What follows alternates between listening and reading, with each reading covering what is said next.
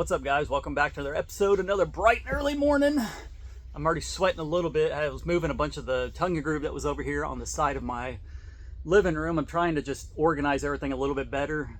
It's a little tough living in a construction zone. A lot of people do it, and a lot of people completely understand that live the same way. Some people think I'm just crazy by doing this, but hey, aren't we all a little crazy? But I moved about half of the boards into my hallway. I'm going to use that for the bedroom, just trying to free up space in my living room. And then I'm actually sitting on a stack of about, 15 or 20 of those 12 footers. I'm sitting right where my fireplace would be, so the TV would be right above me. I was thinking with this fireplace, because initially we were going to do sheetrock on this wall, and I was either thinking possibly doing a rock or a tongue and groove fireplace. And now that I'm doing tongue and groove on this wall, I'm still considering doing the fireplace with, or finishing it out with tongue and groove. I'm just not sure if I want to paint the tongue and groove on the fireplace to kind of accent like the outside. Man, I'm just over here choking on nothing. But either paint it the Tomcat black, and that would be the only thing that would be painted in this house, or just leaving it the natural color and just let it kind of blend in with the back of the wall over here. There's not a lot of wall space on each side of where the fireplace would be. The windows, I spaced them out. I think it was an 8-foot distance between the two, or just under, maybe an inch or two under. So you're looking at about a foot on each side of wall space, and you're going to have the fireplace that extends out. I don't know if I'm going to do it maybe, 6 to 10 inches or something like that. Just, I don't want it to be an overpowering or just a massive fireplace, but I don't know what would look better. Comment down below what y'all would think, if I should do it a dark color or just leave it all the natural color and just clear coat it all. I'm not going to skimp on a fireplace. I'm not going to have a real fireplace. It's electric. I don't need like a wood burning stove or anything like that down here in Texas. Even during the winter times, it doesn't get that cold that often. I think we had 2 freezes this year that got down into the 20s, and that was about it. It was enough to F up all my plants outside, but everything's growing back nicely. But I don't need a wood fireplace.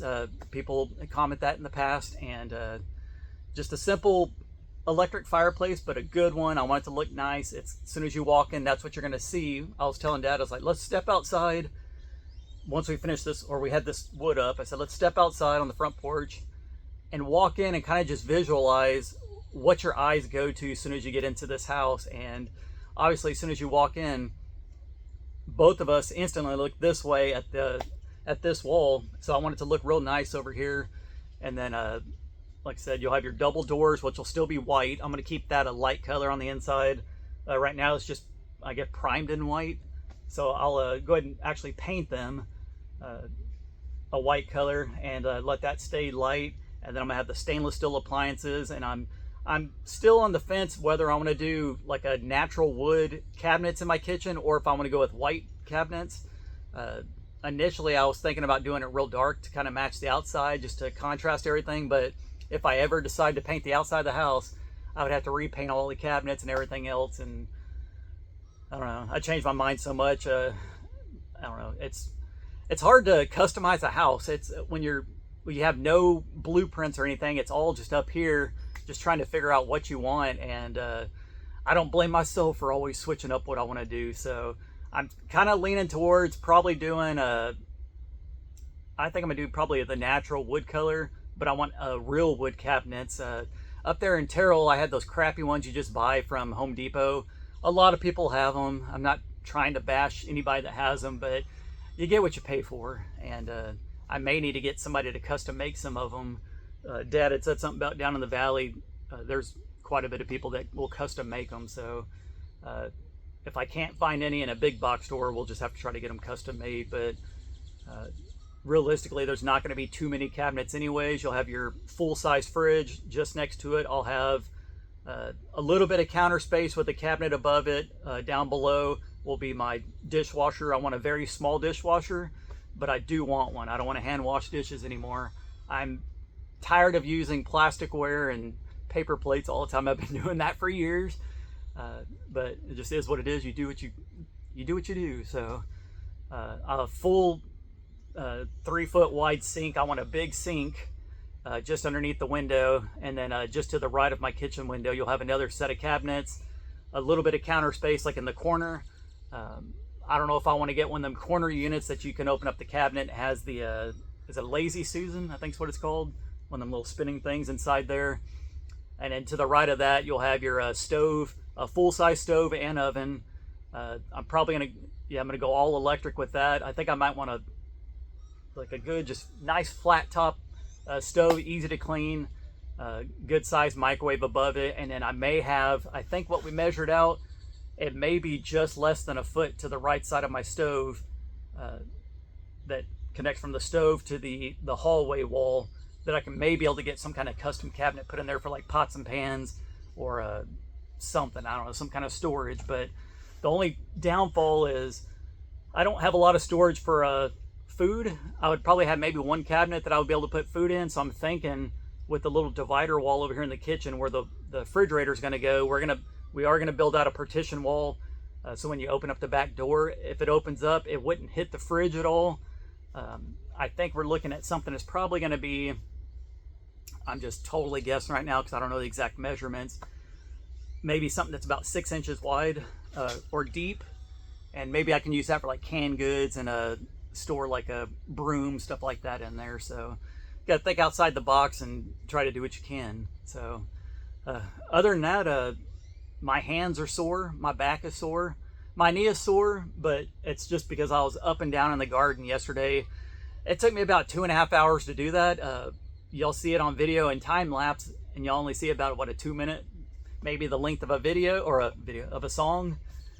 And that Bermuda grass, it just grows in absolutely wild down here, like just crazy how fast it grows and how much it spreads. And it was on me for not keeping up with it. I'm the only one to blame.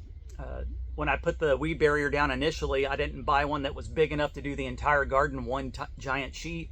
I had to get it where it was in 4-foot sections, so I had to overlap them, and I'm fairly confident a lot of that Bermuda just grew right through the cracks. And then also on the perimeter of it, which y'all saw me spray, that's on me for not keeping it maintained and weed eated, and I paid the price yesterday trying to get all that stuff weed eated out. So I don't know, it's just one of those things where my fingertips, you can see how they're bruised up. My hands are shaking, but sorry about that.